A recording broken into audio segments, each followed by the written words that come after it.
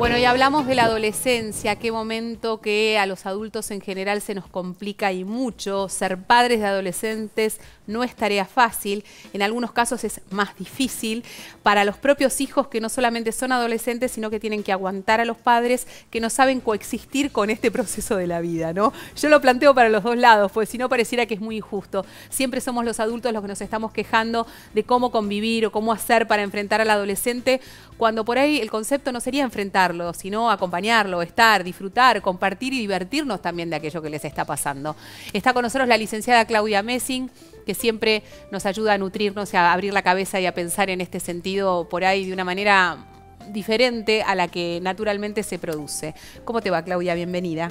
Muy bien, gracias. Bueno, ¿estás de acuerdo con este concepto de que no siempre la adolescencia tiene que ser una carga o algo para lo cual nos tenemos que preparar? Como, bueno, tengo hijos adolescentes, ¿me tengo que preparar para la guerra? Absolutamente. Los adolescentes también, así como digamos, cuestionan y nos hacen crecer y nos hacen preguntarnos, también nos hacen disfrutar un montón de cosas, porque hoy los vínculos son muy diferentes a lo que era la adolescencia anterior.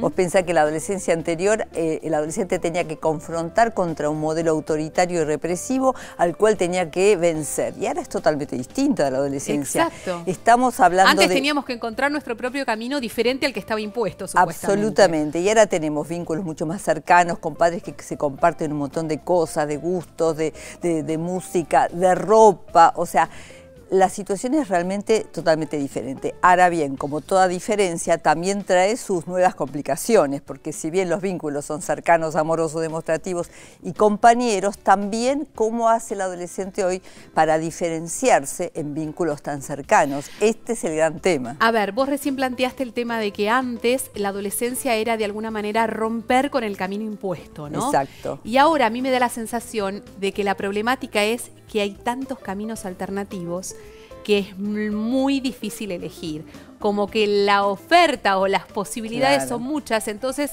en general hay como un pedido a gritos de decir que alguien me diga cómo seguir o cómo ir, o que alguien me guíe, más allá de que me voy a resistir naturalmente y voy a despotricar contra eso. Claro, pero además de lo que vos decís, el tema es cómo diferenciarse de los padres, porque la adolescencia, digamos, ¿cuál es el trabajo del adolescente? El trabajo del adolescente es adquirir la propia identidad y diferenciarse de padres que tienen un montón de ideas con las cuales estamos de acuerdo, con los cuales comulgamos. Entonces, ¿cómo nos diferenciamos de padres con los cuales pensamos tan parecido en un montón de cosas, como dije antes, que tenemos las mismas costumbres, ideas, gustos, que podemos ir a un espectáculo juntos? ¿Cómo hace el adolescente para encontrar su diferenciación hoy? Esta es la gran pregunta.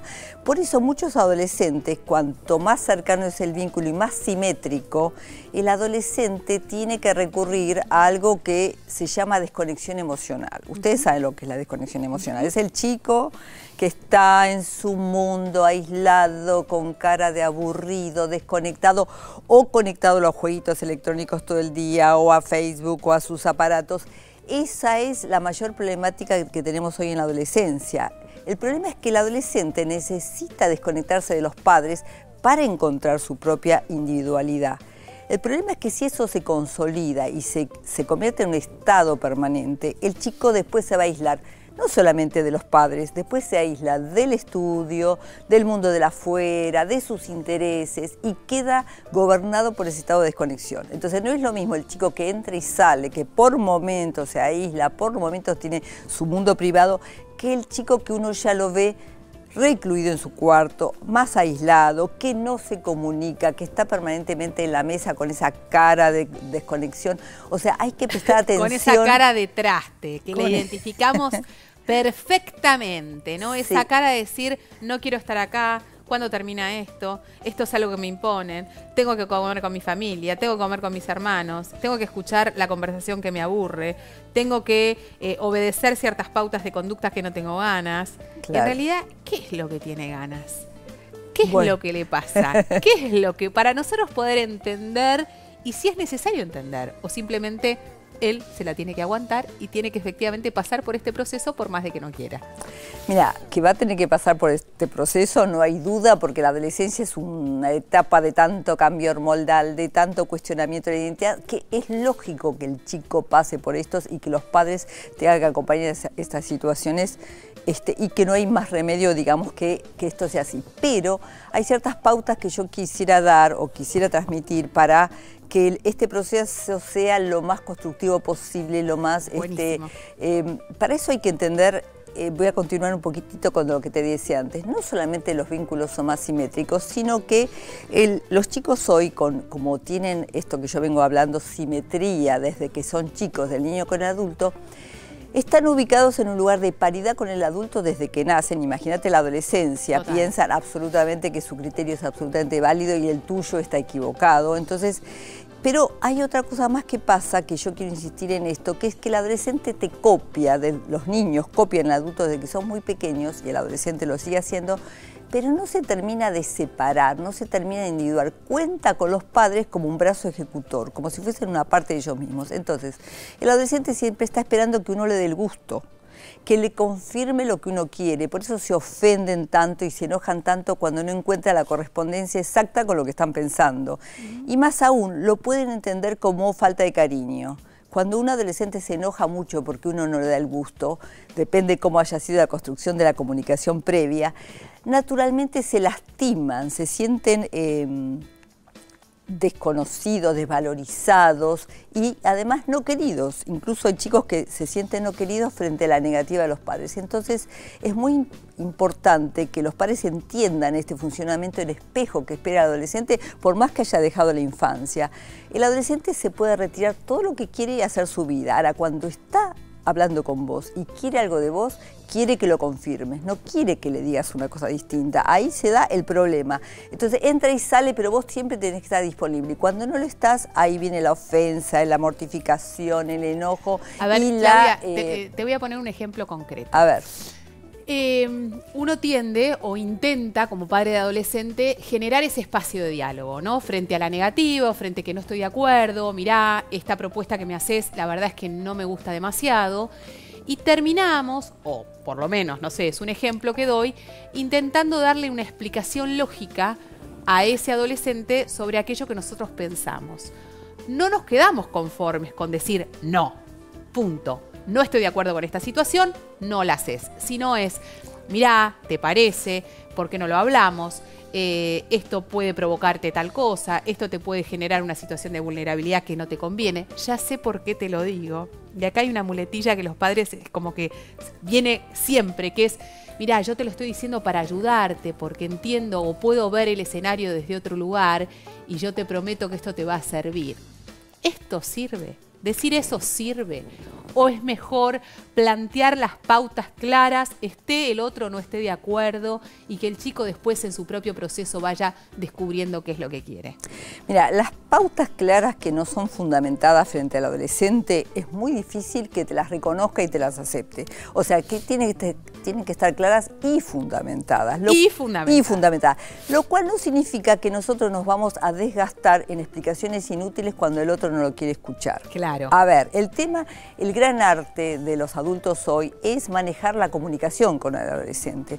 Manejar la comunicación con firmeza y diferenciación.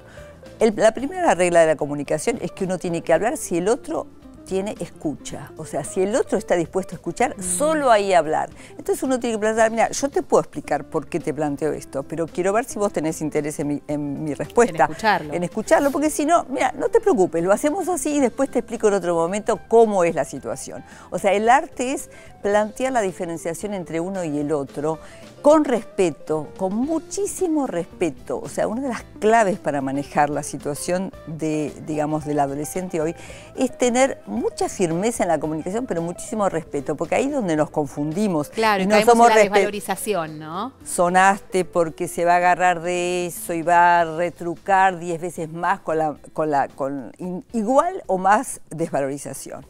Pero yo completo la idea que estaba desarrollando antes. El adolescente es simétrico, te copia, pero no se termina de diferenciar, no se termina de despegar. Entonces, ¿qué pasa?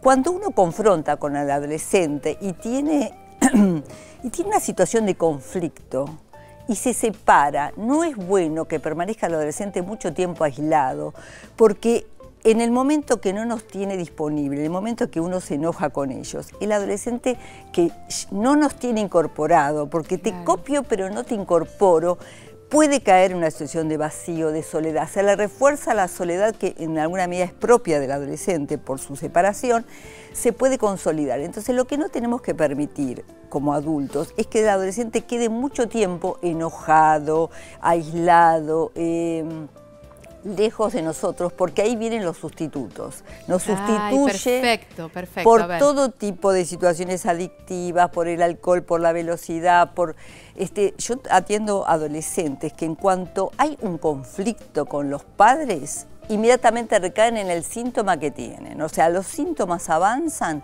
cuanto más distancia y confrontación negativa hay con el adulto. Y aparte el adolescente no tiende a profundizar esa brecha rápidamente, ¿no? Digamos, donde perdemos rápidamente oportunidades, nos desconectamos y se produce un vacío difícil después de remontar. Y por ahí inclusive hasta los propios adultos estamos cansados o estamos fatigados, estamos hartos de dar explicaciones y también hasta nos buscamos un espacio propio donde decir, bueno, basta. Y ahí cometemos posiblemente el peor error. Sí, el hartazgo es el principal peligro, que es dejar que el adolescente se aísle en su cuarto mucho tiempo. Porque uno dice, ¿qué hago? ¿Lo respeto? ¿Está en su mundo? ¿Lo dejo o insisto? Pero ya me sacó carpiento 30 veces. No. A ver, el adulto tiene que ser firme y conectado. Vuelvo a insistir con la conexión. Uno sabe en qué momento es bueno dejar al adolescente que respire, que recapacite, que piense, y uno sabe cuándo el adolescente se aisló y ahí no tiene que permitirlo, tiene que acercarse y decirle, mira, yo necesito hablar con vos, estoy muy preocupada, hace días, hace semanas que estás en tu mundo y esto ya no me gusta, así que...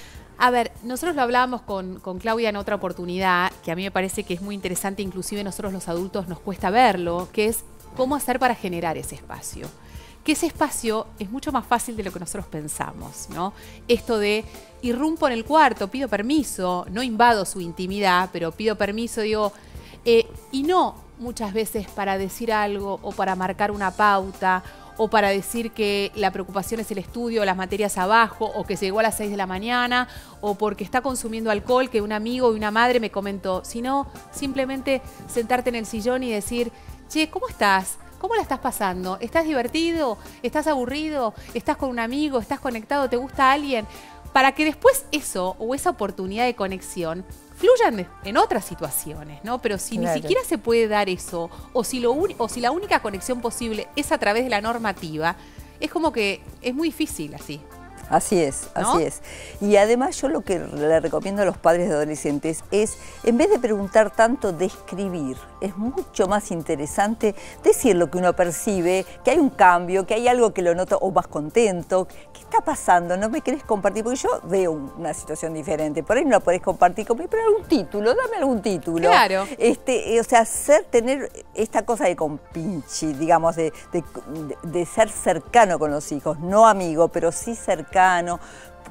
Hacerles sentir que estamos conectados con ellos, no que estamos pero no lo vamos a invadir. Esto que decías antes, siempre hay que tocar la puerta del adolescente, nunca hay que irrumpir. Incluso tampoco hay que irrumpir para hablar directamente de algo. Es natural que los padres agarren y se ponen a charlar. Y el chico automáticamente baja la barrera. Total. No, claro. ¿Pero qué haces? O sea, directamente se sobresaltan. Sí, estoy mirando una película o estoy chateando con una amiga y vos irrumpís y pretendés hablar de algo. Eso es absolutamente contraproducente. Sí. Hay que decir que uno quiere hablar, hay que anticipar. Anunciar. La palabra anticipación es una palabra clave para manejarse con los adolescentes. Yo quiero hablar con vos. Dentro de un rato, ¿qué te parece? Media hora, en una hora. Termina lo que estás haciendo, pero quiero que hablemos de esto. Anticiparse es la clave para que el adolescente se prepare y no se sienta invadido. Ustedes piensen, los oyentes tienen que pensar que el adolescente está en paridad con el adulto, se siente peligrosamente cerca. Entonces, cuando el padre o la madre pretenden acercarse sin permiso, el adolescente automáticamente se siente invadido, peligrosamente invadido, y se va a defender con rechazo, con energía, con firmeza, y ahí es donde nosotros tenemos que aprender a no equivocarnos. Ahora, esto no significa ponernos ni de víctimas, ni ponernos en posición de, ay, yo te quiero hablar, por favor. Nada de ponerse en posición Otro escenario, disminuida. Claudia. Está viendo una película, me siento en el sillón, digo, bueno, veamos juntos una película. Esa película que pasó estaba interesantísima para ese adolescente. La aparición de la madre pasa a que sea la peor película del mundo. Entonces automáticamente empieza a encontrar la excusa perfecta para retirarse. ¿O no? Digo, hay momentos ideales de coexistencia, de convivencia, de poder compartir algo, o uno tiene que aceptar de que las cosas que tienen que ver por ahí con el ocio, con el disfrute, no son compartidas con los padres en este momento. Es así. No digo, porque hay veces que es un rollo hasta nuestro. No, decir, y la verdad, y no sé, yo cuando era adolescente me gustaba que mi mamá se me sentara con mis amigas a ver una película. No, me parecía lo peor que me podía pasar. O sea, por favor, no te sientes. En una charla con los amigos, en una película, en todo lo que sea ese mundo íntimo, hay que preservarlo, hay que respetarlo. Ese es el mundo donde el adolescente crea, se siente aislado, se siente él, se siente protagonista. No necesita que los padres vengan ahí. Es otro el momento para acercarse. El momento para acercarse es cuando hay una dificultad, cuando estamos comiendo, cuando estamos yendo de repente hacia algún lugar, cuando vemos que hay una dificultad a nivel escolar, cuando vienen los momentos de los boletines, cuando o cuando estamos de vacaciones, o cuando hay situaciones que compartimos, un deporte. Hay veces que los padres comparten o llevan y traen. Muchas veces ahí, también depende de adolescentes, hay adolescentes que odian que uno hable cuando uno lo está, pero es un momento por lo menos más legítimo porque no estamos invadiendo. Claro, y yo creo que también hay una situación privada, ¿no?, que se tiene que generar. A mí me parece que, o por lo menos así lo siento, que uno de los principales errores que por ahí como adultos o padres cometemos es pretender gustar al ámbito adolescente, ¿no? No. Y digo, bueno, mi hijo viene a comer unas hamburguesas con 8 amigos y amigas a casa. Y yo digo, bueno, voy a almorzar antes para poder darte el espacio suficiente para que estén entre ustedes. Bueno, pero eso en general no ocurre y yo lo tengo que hacer a conciencia, de manera racional pienso esto y digo, ¿sabes qué? Te vas, dejás este lugar, porque fácilmente es atractivo decir, bueno, ¿qué momento te quedás ahí, conversás, tenés una oportunidad de conocer qué es lo que están hablando, qué es lo que están diciendo? Y le estás arruinando la vida a tu hijo. A los padres les encantaría ser mosquita pero no es así. Esos son los momentos para dejarlos. Pero hay otros momentos que se pueden inventar. Por ejemplo, uno le puede pedir a los hijos que los ayuden en determinadas tareas. Los jóvenes tienen que aprender a participar, a responsabilizarse, a colaborar con las cosas de la casa. Y eso es un buen momento para intercambiar, siempre que el adolescente vea que el adulto realmente lo necesita. Porque y no que no que los está haciendo para invadir, para arruinarle el día. Y la verdad es que los adultos hoy, con la vida que tienen, necesitan en muchos casos colaboración por parte de los adolescentes. Y cuando el adolescente percibe que esto es real, colabora realmente de gusto, pero tiene que sentir que es real y que no es manejo, manipulación, porque si no, otra vez me hinchás. O el clásico concepto, bueno, ahora que ya sos grande, tenés que aprender a hacerte hombrecito o mujercita y tenés que empezar a hacer determinadas actividades. Bueno, efectivamente, hay una razón para eso, es válido y lo voy a poder incorporar. Ahora, si es solamente un capricho, o yo siento que es un capricho de mi mamá o de mi papá que me están obligando a hacer esta situación, más la voy a rechazar. Absolutamente, pero no sabes cómo colaboran los adolescentes cuando ven que los padres tienen que estudiar, tienen que realizar tareas, se sienten útiles. El adolescente colabora cuando se siente realmente necesario y útil y no colabora cuando se siente manipulado, se siente mandoneado, se siente que uno lo obliga a hacer cosas que no tendría por qué hacer. Entonces ahí es donde surge el rechazo masivo. Si hay rechazo masivo de adolescentes, que no entendió la necesidad. Si entiende la necesidad, va a colaborar. Pero los padres, ahí viene este tema que yo tanto insisto, el adulto de hoy le cuesta mucho mostrarle a los hijos que realmente los necesita, que no puede todo. Tiende a mandonear, tiende a dar órdenes y directivas en vez de mostrar su verdadera necesidad, sin ponerse de víctima, insisto, pero sí ¿cuántas presiones tenemos los adultos hoy? ¿Cuántas necesidades tenemos de colaboración? Hay montones de tareas de la casa donde sería tan importante que nos den una mano. Bueno, ahí es donde uno tiene que decir, yo realmente, esto, sí, yo lo estoy haciendo con gran esfuerzo, pero si vos me ayudaras sería, ¿sabes? Yo puedo hacer a cambio de eso otras cosas, puedo estar más tranquilo, puedo profundizar en mi trabajo de otra manera. Vos podrías hacer esta tarea. ¿Cuál de las tareas es la que más estás dispuesto a colaborar conmigo? Porque tenemos esta y esta. Cantidad. Y además vamos repartiendo entre los hijos y que se van turnando, pero... ¿Qué pasa con el tema de la culpa ahí? ¿Cómo hacer para coexistir también? Porque nos confundimos tanto. A ver. Es decir, ¿el adolescente está preparado para eso? ¿Le corresponde eso? ¿Forma parte de su desarrollo y su crecimiento? ¿O estamos obligándolo a ser adulto para que salte este momento de supuestamente de rebeldía, de adolescencia, de que hago lo que quiero, de que no me importa nada? Mira, nos confundimos. Mira, no solamente el adolescente está preparado para colaborar, sino los niños están preparados para colaborar. Desde chiquititos los chicos tienen que aprender a colaborar en la casa con sus chiches, arreglando sus cosas, ayudando a los padres con las tareas cotidianas que les pertenecen. Obviamente no le vamos a pedir que haga nuestro trabajo o que haga cosas que son nuestro rol, sí, claro. pero sí les vamos a pedir que colaboren con todo lo que es la cotidianidad de la casa. Cuantas más cosas un adolescente sienta que puede colaborar, se hace responsable, siente que vale, siente que sirve para algo, pero para eso tiene que sentir que su tarea es valiosa y tiene sentido y realmente colabora con la casa y no es una cosa que le imponen para molestarlo, claro, porque no aguantan que esté tranquilo, porque no aguanten que esté disfrutando. Entonces ahí está la verdad, vuelvo a insistir, la verdadera necesidad de los adultos es que todos colaboren en la casa, todos, porque vivimos en una sociedad terriblemente exigente. ¿Cómo alguien puede tener todos los privilegios y ninguna de las responsabilidades? Claro, claro. ¿Y qué pasa cuando el adolescente coincide con ser el mayor? El hermano mayor, bueno. Por ejemplo. Otro escenario. Mamá tiene que salir y va a llegar tarde. Y entonces vos vas a salir también. Entonces, ¿sabés qué? Vas a tener que esperar que mamá vuelva porque están tus hermanos solos. Y entonces te la tenés que bancar. ¿Pero y por qué me toca a mí? ¿Por qué yo tengo que esperar a salir si en realidad, porque yo que me tengo que hacer cargo de mis hermanos? Bueno, ese es todo un tema bastante delicado porque realmente el mayor siempre carga con este tipo de cosas. Los padres tienden a verlo más grande, a pedirle ayuda excesiva a veces con respecto a los hermanos.